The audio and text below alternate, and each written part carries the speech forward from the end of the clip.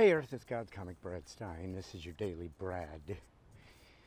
By the way, like and subscribe on my YouTube channel, Stine Has Issues, so I can continue to make content like this and more. Sorry for the commercial, but they tell me it's the only way I can do it.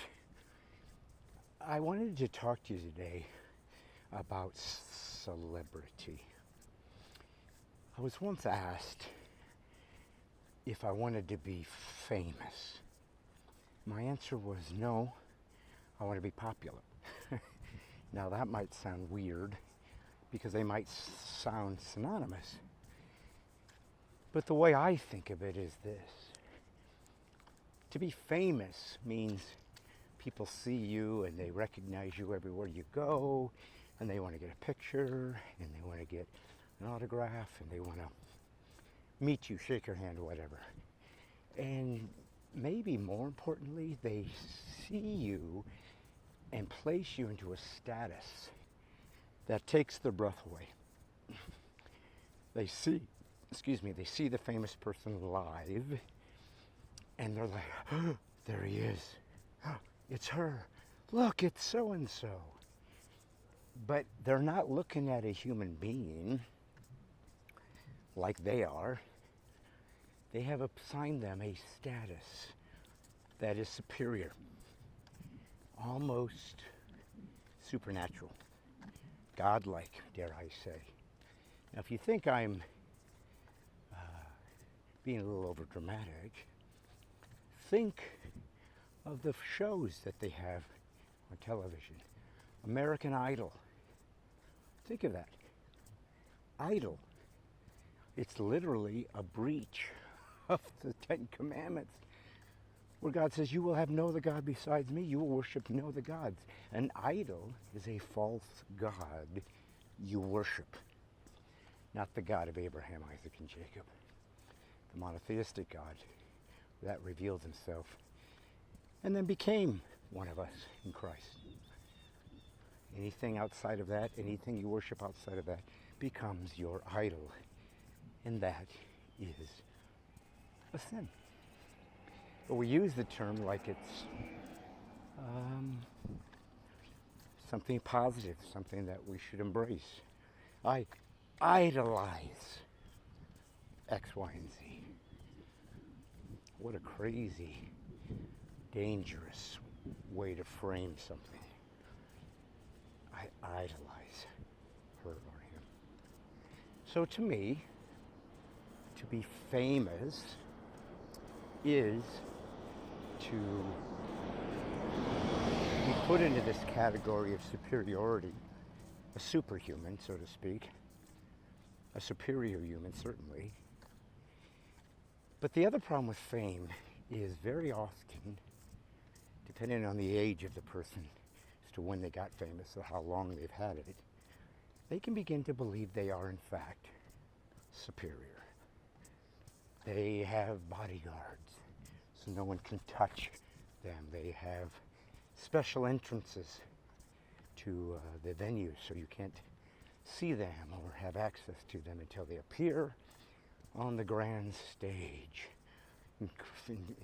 under the incredible false illumination of stage lighting that gives them a godlike aura, with a microphone that creates a volume, a booming tenor of their voice that carries across the venue of thousands. You're put into position like a god.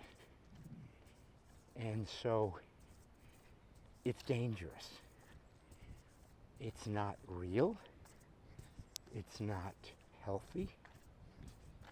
And it even demeans yourself a little bit if you idolize somebody.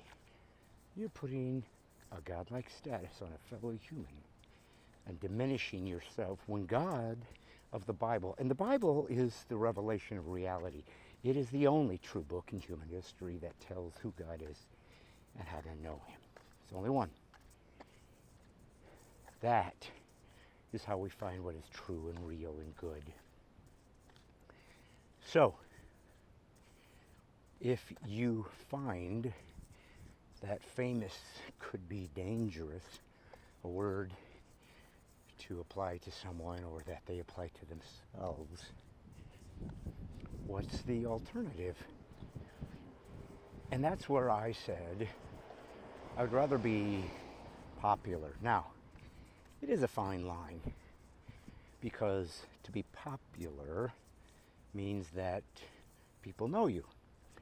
But what I was trying to differentiate between was fame, as in I'm better than you, because I happen to be in the entertainment business, which we automatically consider a superior form of human interaction.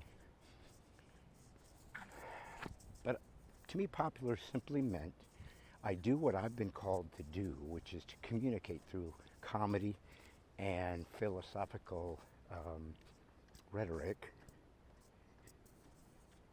And I want people to like it, and I want people to get something out of it, and I want people to be moved by it and inspired by it, and perhaps to be challenged to go and learn more and grow more in their own faith.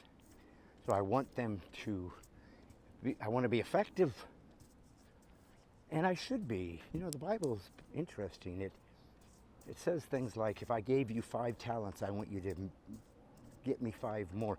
If I only give you 3, get me 3 more. I'm happy. If I only give you 1, you don't get to resent the guy with 5. Go get me 1 more. It's just as good to me as the guy with 5. You are never responsible for the results, only for the calling. So to me, popular just meant people like what I do, and it helps them. And they enjoy it, and it gives them something valuable and helpful. And they come see me. And by the way, it's my livelihood. So, as in all of God's economy, everybody wins.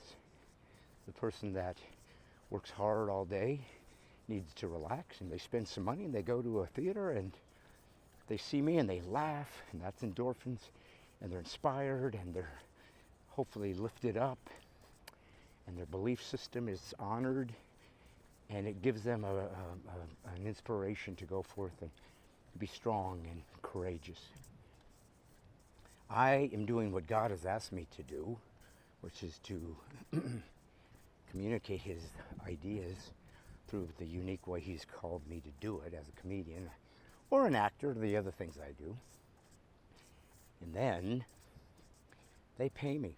So God's honored because I'm doing what he has asked me to do, so he can get his word into the atmosphere through me, just like you're responsible for him getting what he needs done through you. But then I get also some compensation so I can feed my family too. It's God's economy. Everybody wins. So yeah, I don't want to be famous. It's a burden, and it's really unworthy of anyone. If you've been given a status and a gift of an art form that allows people to spend money and make you multi-millionaire, and I'm not. I'm talking about the famous guys. Be grateful. Be amazed that you've been given this. And be available to folks. That's the cost that you have to pay for people who spend money and time to enjoy you. Popular, you're just somebody that people know and like. But hopefully you're aware, I'm just like you. If you're on an assembly line making tires, thank God. I can't do that, but I sure need tires. Everybody has a piece of the puzzle, and everybody in God's economy is equally necessary. This is God's Comic Brad Stine. Please share this with all your friends. This is your Daily Brad.